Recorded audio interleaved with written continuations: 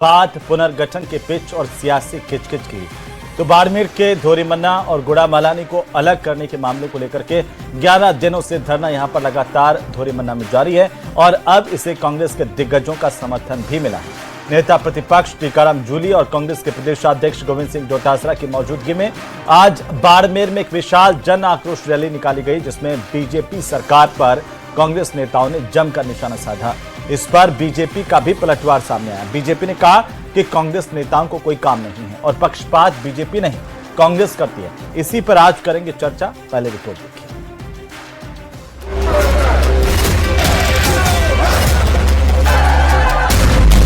सीमाओं का पुनर्गठन, धोरीमन्ना में जारी है प्रदर्शन।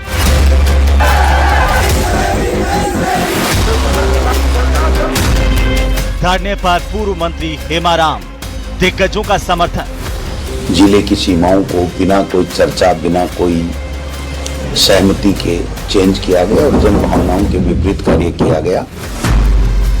जन आक्रोश रैली में संग्राम, नेशनल हाईवे जाम। डोटासरा जूली का वार, बीजेपी ने साधा निशाना। बैक डेट के अंदर उसको चेंज किया गया, जो कि जनता के साथ अन्याय है। कांग्रेस के राज में जो जिस तरीके से जिलों में बंदरबांट हुई वो कांग्रेस ने की है। हम तो सबको साथ लेकर के चलते हैं। पुनर्गठन के पिच, सियासी किचकिच। तो चर्चा की शुरुआत करें उससे पहले और साथ ही यशवंत सिंह हमारे साथ हैं, कांग्रेस पार्टी के प्रवक्ता नेता। हमारे साथ डॉक्टर मिथिलेश जैमिनी है वरिष्ठ पत्रकार के तौर पर, और हमारे सहयोगी प्रेमदान भी हमारे साथ जुड़ेंगे। फिलहाल आप तीनों का बहुत स्वागत है। और सबसे पहले चेतन जी, ये जो जन आक्रोश आज दिखाई दिया है वो वाकई बता रहा है कि धोरीमन्ना और गुड़ामालानी के लोग बाड़मेर से उन्हें अलग करने को लेकर के खुश नहीं हैं। कांग्रेस आरोप लगा रही है कि ये राजनीतिक हितों को साधने के लिए इस तरह का आदेश निकाला गया और अचानक से इनको अलग किया गया। कांग्रेस यही तो आरोप लगाएगी कि कांग्रेस ने जब जिले बनाए थे ना, तब यही किया था, यही देख के किया था क्या स्थिति रहेगी, कौन जीतेगा, कौन हारेगा, किसका फायदा होगा, किसका नुकसान होगा। भारतीय जनता पार्टी सरकार एक बात को देखती है, जनता का फायदा किसमें। हम कभी राजनीति की दृष्टि से उस काम को देखते ही नहीं है। आपको याद होगा मंत्री जी, कांग्रेस ने स्थानीय निकायों का जब परिसीमन किया था तो आधी गली एक वार्ड में, आधी गली दूसरे वार्ड में कैलकुलेटेड करके किया था, किसके मत कहाँ है, किस जाति का है, किस धर्म के है। ये सारे काम कांग्रेस पार्टी करती है। इसीलिए जो आंदोलन हो रहा है बाड़मेर के अंदर, ये कोई जनता का नहीं है। इसमें पानी का मुद्दा नहीं है, बिजली का मुद्दा नहीं है, स्वास्थ्य का नहीं है, शिक्षा का नहीं है, किसान का नहीं है, गरीब का नहीं है, मजदूर। इनका मुद्दा है कि हमारी धरती, हमारी राजनीतिक महत्वाकांक्षा कैसे पूरी हो। हमें क्योंकि कांग्रेस ये देखती है कि इस क्षेत्र में मेरे वोट है, इस धर्म के मेरे वोट है, इस जाति के मेरे वोट है, इसी पे कांग्रेस की पूरी राजनीति चलती है, उसी के अकॉर्डिंग ये आचरण कर रहे हैं। अब बताऊं मैं मूल मुद्दे पर हुआ क्या है। 31 दिसंबर 2025 को राजस्व विभाग ने अधिसूचना जारी की। गुड़ामालानी और धोरीमन्ना को, इन दोनों को बालोतरा में शामिल किया और बाइतू को बाड़मेर में किया। अब बार बार एक प्रश्न भी उठता है कि दूरी की बात उठती है। दूरी की बात के बारे में मैं आपसे हेमंत जी पहले ही बात करना चाहता हूँ। धोरीमन्ना से बाड़मेर की दूरी है 68 किलोमीटर, गुड़ामालानी से बाड़मेर की दूरी है 85 किलोमीटर, गुड़ामालानी से बालोतरा की दूरी है 95 से 103 किलोमीटर और धोरीमन्ना से बालोतरा की दूरी है 146 किलोमीटर और बायतू से बालोतरा की दूरी है 50 से 62 किलोमीटर और बायतू से बाड़मेर की दूरी है 75 से 80 किलोमीटर। तो ये जो 15-20 किलोमीटर का जो फर्क आता है, इसमें भी एक बड़ी चीज बताता हूँ। जैसलमेर, बाड़मेर ये भारत के बड़े जिलों में आते हैं क्षेत्रफल की दृष्टि से। आबादी का घनत्व यहाँ कम है। आप पोखरण विधानसभा का अगर अपनी चुनाव लड़ने का आपको मौका मिलेगा तो आप देखेंगे कि कितना बड़ा विधानसभा क्षेत्र है, इतना बड़ा एरिया आता है। लेकिन मैं मूल मुद्दे पर आता हूँ, जनता के हितों को ध्यान में रखना, माननीय भजन लाल जी का हो चाहे राजस्थान की सरकार का हो, एक ही उद्देश्य है कि जनता को राहत कैसे प्रदान की जाए। ये जो आंदोलन होते हैं, ये जो आंदोलन हो रहा है, तो ये भीड़ तो यही कह रही है कि लोग नाखुश है सर, इतनी बड़ी तादाद में लोग पहुंचे। आता हूँ वो लोग भी शामिल है जो खुशियां मना रहे हैं, मिठाइयां बांट रहे हैं। सोशल मीडिया पे जब मैं कमेंट्स पढ़ता हूँ इस आंदोलन के बारे में, तो हेमंत जी अगर आप देखेंगे तो ये सही है कि कुछ लोग इनके फेवर में लिखते हैं, जो पार्टी के लोग लिखेंगे, लेकिन ज्यादातर लोग ये भी लिख रहे हैं कि नहीं ये सही हुआ है। तो कोई भी सरकार, भारतीय जनता पार्टी की सरकार जो फैसला लेती है वो जन भावनाओं को आदर में करते हुए लेती है। अब आप तो विभाजन में आप देख लिए, बलोत्रा में 5 उपखंड है, 9 तहसील है, बाड़मेर में 7 उपखंड है, 11 तहसील है। कोई लंबा चौड़ा कोई फर्क नहीं है।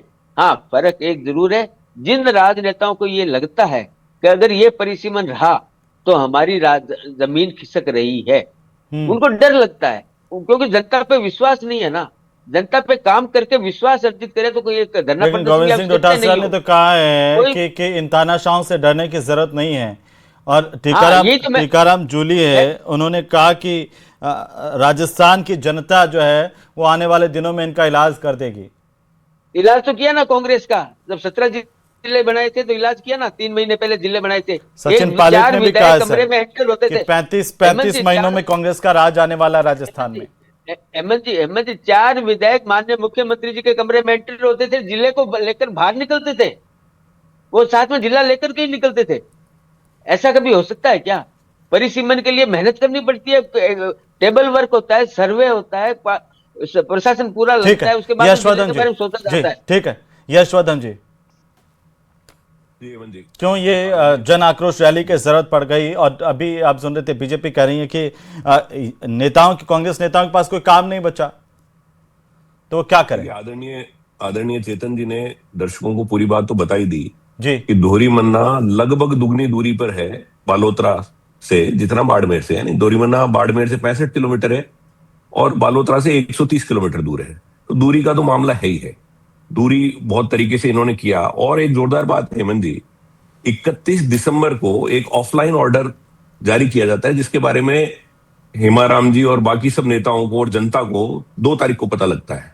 और 31 दिसंबर की रात को यानी 1 जनवरी को सीमाएं फ्रीज हो जाती हैं जनगणना के कारण। तो ये बहुत प्लानिंग से सारा काम किया हुआ है कि 31 दिसंबर को एक ऑफलाइन ऑर्डर निकालो जिसके बारे में किसी को पता नहीं लगे, जिसके बारे में किसी से आपत्तियां मांगी नहीं गई, कुछ नहीं हुआ। केवल एक बड़ा चालाकी से 31 दिसंबर को ऑर्डर निकाला, एक रात को 12 बजे सीमाएं फ्रीज हो गई। और फिर सरकार एक कैविएट भी लगा देती है हाईकोर्ट में कि भाई हमें पार्टी बनाया जाए। तो बहुत प्लानिंग से पूरा काम हुआ है, बहुत दूर के इलाकों को दूसरे जिले में डाला गया है और पूरा जातिगत आधार पे भी आरोप लग रहा है कि भाई जो बीजेपी के स्ट्रांग बेसिस है उनको इधर लिया गया है, जो बीजेपी से स्ट्रांग नहीं है उनको बाड़मेर में रखा गया है। और आदरणीय हेमाराम जी के ऊपर राजनीति करने का आरोप तो बिल्कुल जनता स्वीकार ही नहीं कर सकती। जो व्यक्ति राजनीति से ऊपर उठ चुका, जिन्होंने पिछला चुनाव भी नहीं लड़ा, उनके ऊपर इस तरह की आरोप लगाना ये तो बहुत ही निम्न स्तर की बात है। इस तरह की बात तो हमें नहीं करनी चाहिए। और आप अचानक इस तरह के काम कर रहे हो, आपने जनता का क्या पार्टिसिपेशन लिया इसमें? आपने कोई आपत्तियां मांगी, कोई सजेशन दिए? किसी को कान खबर नहीं लगने दी, ऑफलाइन ऑर्डर निकाल दिया और वो भी दो दिन तक जनता को पता ही नहीं था और रात को 12 बजे सीमाएं फ्रीज हो गई। तो ये बहुत तरीके से, बहुत कैलकुलेटेड तरीके से जयपुर में बैठ के फैसला लिया गया है। और जब किसी इलाके का फैसला उसके लोगों से बिना पूछे लेंगे, जयपुर में लेंगे, बहुत राजनीतिक द्वेषता के कारण लेंगे या चालाकी से लेंगे, तो उसका विरोध होगा। और आदरणीय हेमाराम जी पूरे बाड़मेर नहीं पूरे राजस्थान में जाने जाते हैं अपनी शुचिता के कारण। उन पर राजनीति करने का आरोप, जो व्यक्ति चुनावी राजनीति पिछली बार भी उन्होंने चुनाव नहीं लड़ा, तो आप उन पर इस तरह का आरोप न लगाएं, मेरी आपसे यही प्रार्थना है। लेकिन एक और बात है यशवर्धन जी कि ये धोरीमन्ना और गुड़ामालानी पश्चिमी राजस्थान में कांग्रेस के लिए संजीवनी बनकर के आए हैं। नहीं, संजीवनी क्या है, तो जनता का मुद्दा है। जनता सड़कों पर सारे गुट कम से कम जो एक दूसरे से लड़ते रहते थे, मेवाराम जी भी साथ हैं, हेमाराम जी भी साथ हैं, उधर जो आरएलपी वाले नेताजी आए थे कांग्रेस में वो भी साथ हैं, चारों तरफ से सब, हरीश चौधरी कांग्रेस सब एक छतरे के नीचे आ गए हैं। कांग्रेस तो पूरी तरह वैसे भी एकजुट है। ये बातें तो आपस में क्यों कभी पोस्टर वार होता है, कभी आपस में बयानबाजी होती है, क्यों होता है फिर? अब पोस्टर वार तो किसने किया मुझे नहीं मालूम, लेकिन कांग्रेस पूरी तरह एकजुट है, पूरे एक साथ मंच पर है। चलिए, और ये लोग जी जैमिनी साहब कैसे देखा जाए? मेरे 2 सवाल हैं इसे लेकर के। एक राजनीतिक तौर पर, क्या ये धोरीमन्ना और गुड़ामालानी कांग्रेस को पश्चिमी राजस्थान में नई संजीवनी दे रहे हैं, एकजुटता का एक कारण बन गए हैं? दूसरा, जो बार बार ये आरोप लगाया जा रहा है कि भाई डोटासरा ने कहा तानाशाहों के सामने झुकने की जरूरत नहीं है, या फिर कांग्रेस ये आरोप लगा रही है कि ये पॉलिटिकल हित साधने के लिए इस तरह से इनको अलग किया गया। कैसे आप इसे देख रहे हैं सर? देखिए हेमंत जी, पूरी दुनिया में काले सोने की लड़ाई चल रही है। अमेरिका ने वेनेजुएला पर हमला किया तो काले सोने के लिए। ईरान पर जो लड़ाई चल रही है तेल की लड़ाई, तो ये तेल की लड़ाई है, दो नेताओं के तेल की लड़ाई है, के बिश्नोई और हरीश चौधरी। अब तक बायतू बालोतरा में आता था तो कलेक्टर के उनके अंडर में आता था और हरीश चौधरी की चौधराहट चल रही थी। अब जो बालोतरा है उसमें तीनों एमएलए हमीर सिंह भायल, अरुण अमराराम और के बिश्नोई, और बिश्नोई जाति के वोट उधर ज्यादा है, तो कुल मिलाकर बीजेपी के बेनिफिट का सौदा हो गया है, इसमें कोई शक शुबा नहीं।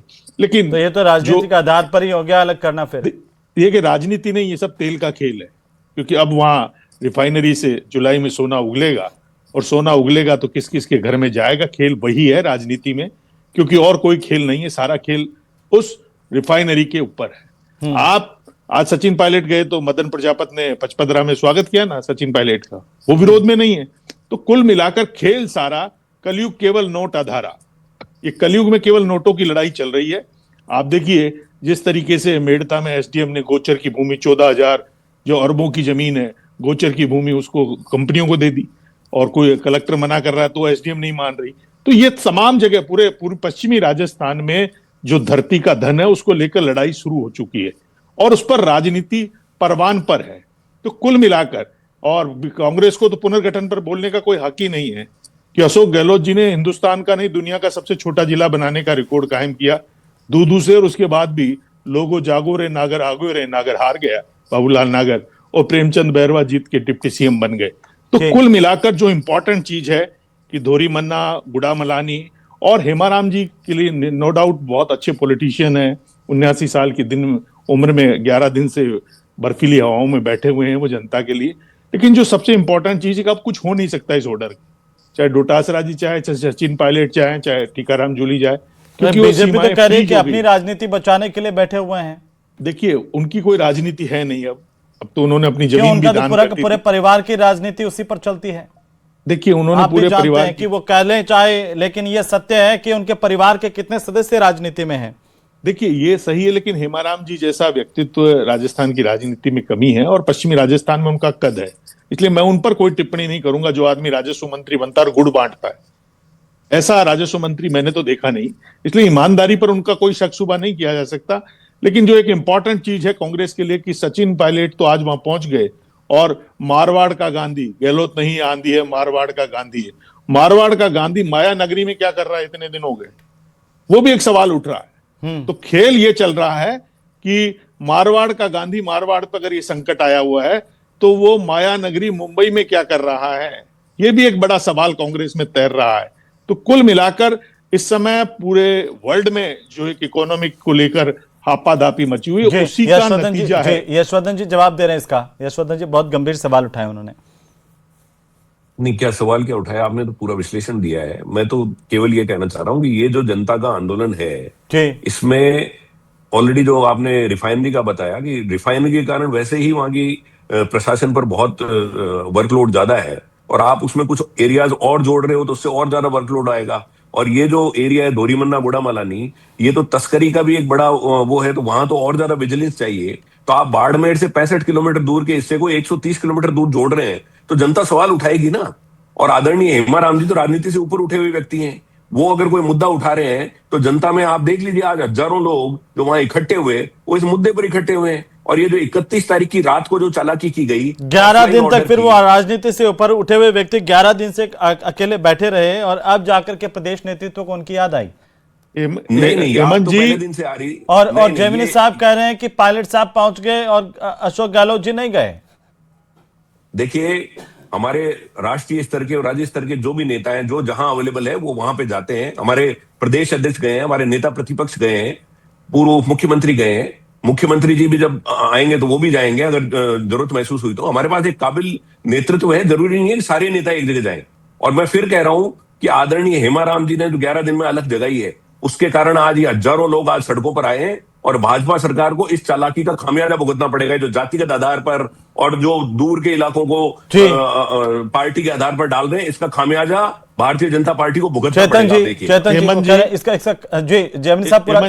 मारवाड़ का नया किंग अब के बिश्नोई हो गया, हरीश चौधरी की दुकान उठ गई इस बंटवारे से, और कुछ नहीं हुआ। कड़वी सच्चाई यह है कि अब तक हरीश चौधरी जो किंग थे वो और उनका भाई जिन्होंने कैलाश चौधरी और हनुमान बेनीवाल पर पत्थर फिकवा दिए थे, अब उनकी दुकान उठ गई और अब नया किंग पैदा हो गया मारवाड़ का, वो है के विश्नोई।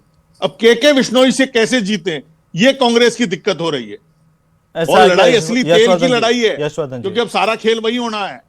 नागौर में क्या लड़ाई है, आप नागौर के, आपको पता है ये नागौर में सीमेंट कंपनियों की लड़ाई है। जी। अब बाड़मेर और बालोतरा में ये तेल की वो लड़ाई पुरानी शुरू हो गई। लड़ाई है, वो पुरानी है, बहुत देखिए, पुरानी, जी, सालों से ये चले नई आ रही लड़ाई है। शुरू हो गई रिफाइनरी आने से। जी हेमंत जी, जी। मैं तो आदरणीय हरीश जी को और आदरणीय के विश्नोई जी को जनसेवक ही मानता हूं। ये किंग और राजा और ये जो ये लोकतांत्रिक शब्दावली नहीं है, तो मैं इस शब्दावली में जाऊंगा नहीं। ये सभी लोग जनता के लोग हैं। हम तो केवल एक बात कर रहे हैं कि 31 तारीख को तो वोट तो चुपके बदल ही से नहीं ऑर्डर रहे, निकाला गया। वोट तो वही है, विधानसभा क्षेत्र थोड़ी बदल वोट रहा है। नहीं। आपका दर्द अरे क्यों हो रहा है फिर? विधानसभा दर्द क्षेत्र ये तो हो रहा है गुडा कि मलानी का गुडा अरे मलानी है, भाई, बायतू का बायतू है, दूर वोटर के वो के क्षेत्र वो है। को आपने दूर के क्षेत्र को, दुगनी दूरी के क्षेत्र को बालोतरा में क्यों मिलाया जब वो बाड़मेर के करीब है? बाड़मेर में देखिए, थे। वो तो आपने भी क्यों- किया क्यों था मिलाया? आपके कार्यकाल में। अरे आपने हमने जब किया जिले नहीं बनाए थे किया। गहलोत साहब ने, अरे, 2 साल जयपुर को अरे तो कितने उसका में बांट प्रोसेस दिया था था ना। आपने? अरे उसका और उन्होंने प्रोसेस था ना। बाबूलाल आपने नागर कोई कहा प्रोसेस अडॉप्ट कि किया मुझे क्या? किसान पुत्रों की रगड़ाई करनी है, मुझे झोटवाड़ा और जोबनेर शामिल करो दूदू में। कहा ना उन्होंने, नहीं, जब भी तो आ रहे हैं वो ये- चुनाव। नहीं, और किसने अशोक कहा? गहलोत ने पूरा ये किया। आपकी शब्दावली हो सकती है, मेरी ये आपकी शब्दावली नहीं, ये है। कड़वी सच्चाई है। नहीं, ये जनता की क्या सच्चाई किसने है, कहा? ये जनता की नहीं, किसान शब्दावली पुत्रों है। वाला नहीं। आप आपके पास प्रूफ है क्या इस बात का? या आप वहां क्या बैठे थे? प्रूफ है ना? लोगों ने आप विरोध बात- किया था, आप आपको बात भूल ऐसे गए करते क्या? हो। आप जोटवाड़ा, टीवी पे बैठ के बात ऐसे जोटवाड़ा, करते थे। जोबनेर, उनके लोगों ने अशोक गहलोत का विरोध किया और अशोक गहलोत को फिर जयपुर ग्रामीण बनाना पड़ा, नया जिला। जयपुर ग्रामीण का जिला बनाना पड़ा नया। आप याद करिए ना, वो दूदू में शामिल कर रहे थे। बाबूलाल नागर के प्रेशर में आके दूदू में शामिल कर रहे थे। फिर जयपुर दूसरा जिला बनाया ना, जयपुर ग्रामीण। किस लिए बनाया जयपुर ग्रामीण? आपकी हो सकता है गहलोत जी से कोई पर्सनल अदावत हो। मेरी कोई गहलोत लेकिन जी से मनोहर लड़ाई नहीं, जो कहानियां- सच्चाई है वो सच्चाई है। हाँ, तो आप ये मनोहर कहानियां मत सुनाया कीजिए। ऐसे मनोहर मत सुनाया कहानियां क्या कीजिए कड़वी जैसे सच्चाई है, आप पड़ोस में निकाल बैठे थे। लीजिए, अरे तो आप पड़ोस गूगल में पे बैठे थे डालिए, क्या? गूगल पे डालिए जयपुर ग्रामीण कब बना जिला, प्रेशर में आके। बेतु की बात कही है। कौन सी बेतु की बात लेकिन आप कही है? यशवर्धन जी, आप सुनाए वो सत्य कथाएं और ये बताएं तो मनोहर कहानियां, वाह जी वाह। अरे तो इन्होंने जो डायलॉग मारे उसका कोई सबूत तो बताएं। उसके जवाब क्या है? चीज सच्चाई घटने है पे ये। टीवी पर पूछ लो, आप मंच वहां के देते हैं। लोगों से पूछ लो ये जाके, हर डिबेट में इस तरह की जोबनेर, बातें करते हैं। फुलेरा, और मैं इनके रेनबाग सम्मान में जाके बोलना पूछ नहीं लो। चाहता, लेकिन कभी तो कोई ढंग की बात हो ना, कोई तथ्यात्मक बात कभी तो हो। किसान ये पुत्रों की तथ्यात्मक लड़ाई ही तो किसने है। कहा? नहीं, किसने कहा? आप थे क्या वहां पे? आपके वो कोई सबूत बनाया ना नहीं इस बात जयपुर का? ग्रामीण प्रेशर में विरोध प्रदर्शन हुआ हाँ। अशोक गहलोत के घर आपने पे। क्या कहा? आपने अशोक कहा गहलोत के किसान घर पे पुत्रों की प्रदर्शन लड़ाई। हुआ। आपके पास कोई सबूत है क्या? अगर सबूत है ना, नहीं जब तो मत प्रदर्शन बोला हुए थे, कीजिए। खबरें छपी आप है। मत बोला कीजिए। आप मत कैसे बोला नहीं कीजिए। बोले मनोहर करेंगे? कहानियां आपके मत कहने से कीजिए। चुप हो जाऊंगा क्या मैं? आप काल्पनिक बड़े बातें मत चुप किया कराओगे कीजिए। क्या? आप काल्पनिक आपके बातें कहने मत से किया चुप थोड़ी हो कीजिए। जाऊंगा मैं। आपके पास कोई सबूत है तो सच्चाई है। दीजिए। हाँ, तो मैं भी कह रहा हूँ। क्या भी कह रहे हो पिछले आप? जमीनी वही के मैं बारे कह में रहा हूँ, कुछ भी जो कह है दूंगा। सच्चाई।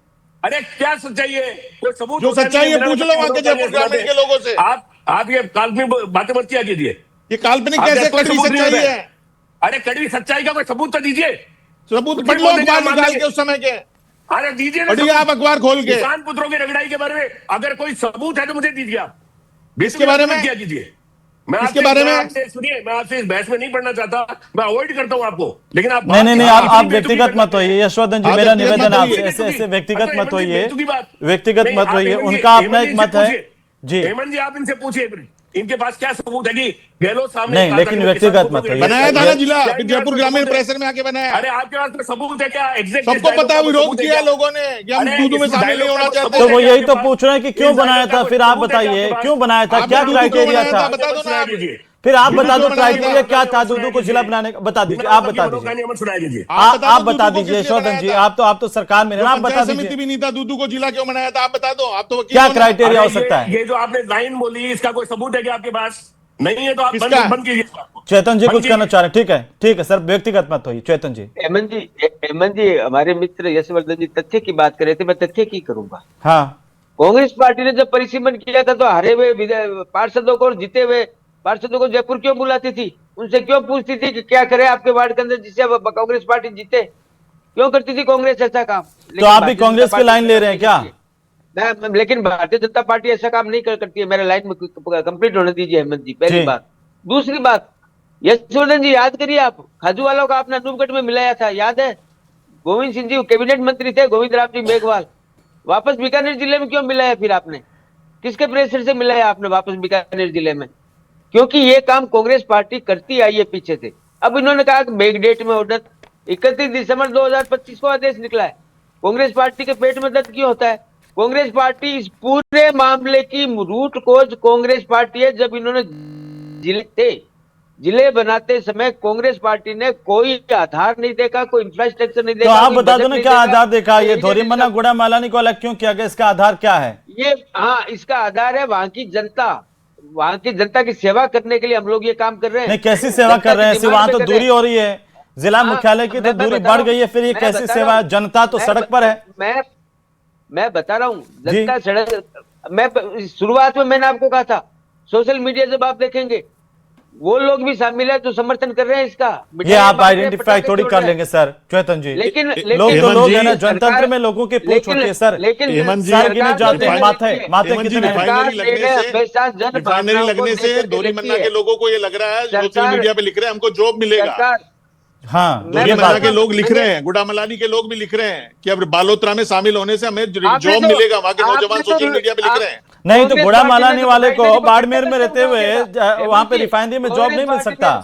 वो तो जॉब जिले की प्राथमिकता होती है, हर जिले की राजनीति जिले की है तो एमएलए की नेतागिरी होती है। हर जिले में यही तो नेतागिरी होती है। वो एमएलए लिख के देगा, उसके जिले में है तो कराएगा काम, कलेक्टर उसको अप्रोच करेगा। रिफाइनरी के काम ने गति कब पकड़ी है? हमारी सरकार आने के बाद में गति पकड़ी है। इन्होंने तो रिफाइनरी को भी रोकने का प्रयास किया कांग्रेस पार्टी ने। केंद्र का पैसा यूज नहीं करती थी कि फायदा नहीं मिल जाए बाड़मेर जैसलमेर की जनता को, बलोत्रा जिले की जनता को। कांग्रेस पार्टी ने हमेशा रोकने का काम किया है। भारतीय जनता पार्टी सरकार आने के बाद यशवर्धन जी, चेतन जी, ये जो लोग दिखाई दे रहे हैं हजारों की तादाद में, आप ये कह रहे हैं कि ये धोरीमन्ना गुड़ा मलानी के नहीं है, बाहर के हैं? मैं बिल्कुल कभी नहीं कहता बाहर के या अंदर के। मैं एक बात जानता हूँ, राजनीति पार्टी के नेता कहीं इकट्ठे होते हैं, चाहे भारतीय जनता पार्टी के भी हमारे होते हैं, तो वहां पे आएंगे, कार्यकर्ता भी आएंगे, समर्थक भी आएंगे। आम नागरिक जनता की समस्याओं पर आता है। पानी की समस्या, एक छोटी सी टिप्पणी, किसान की समस्या, व्यापार की समस्या, मजदूर की समस्या, उस पर आएंगे ना। कांग्रेस पार्टी मजदूर की बात नहीं करती, किसान की बात नहीं करती, व्यापारी की बात नहीं करती। बात क्या करती है? अपनी जमीन सुरक्षित कैसे रहे। कांग्रेस पार्टी के नेताओं का फायदा किसानों की बात करते हो सर जी। इसी से यशवर्धन जवाब दीजिए जी। हेमंत जी, मैं दर्शकों को बताना चाहता हूं कि 2009 में आदरणीय मनमोहन सिंह जी ने रिफाइनरी का उद्घाटन किया था। कांग्रेस पार्टी ही रिफाइनरी लाने का पूरा काम किया है। तो आदरणीय चेतन जी, इतनी ऐसी बातें मत कीजिए जो दर्शकों गले नहीं उतरे कि हम रिफाइनरी रोकना चाहते हैं। मैं मानता हूँ, मैं मान लेता हूँ 5 साल क्या प्रोग्रेस की कांग्रेस राज में रिफाइनरी की क्या प्रगति हुई बता दीजिए। हाँ बिल्कुल, सारे काम हो रहे थे, उद्घाटन ही हमारा किया हुआ है। तो इसलिए ये इस तरह की अनर्गल बात मत कीजिए। और दूसरी बात, 5 साल की देरी क्यों हुई? 5 साल की देरी, यशवर्धन जी ये बता दीजिए, 5 साल की देरी, 15 साल की तारीख सारी पता लग जाएगी आपको डिटेल में। लेकिन एक्सपेंडिचर जो बढ़ा है, लेकिन मुद्दा ये नहीं है रिफाइनरी किसने लगाई। मुद्दा ये है कि आखिर धोरीमन्ना और गुड़ा मलानी के इस लोगों के विरोध का क्या होगा? क्या सरकार इसे वापस लेगी? चेतन जी, दो शब्द बस। हाँ, ये सरकार तय करेगी। सरकार ने कह दिया है, फ्रीज कर दिया है, जिले फ्रीज हो गए, आगे कोई अभी जो स्थिति है वही रहेगी। चलिए, बहुत शुक्रिया चर्चा में शामिल होने के लिए। कांग्रेस भी कह रही है कि हम इस पर लड़ेंगे और सरकार कह रही है कि हमने जो किया है वो सही तरीके से जनता की मांग पर किया है। आने वाले दिनों में इस पर संग्राम और ज्यादा तेज हो सकता है। जनता वही देखती है।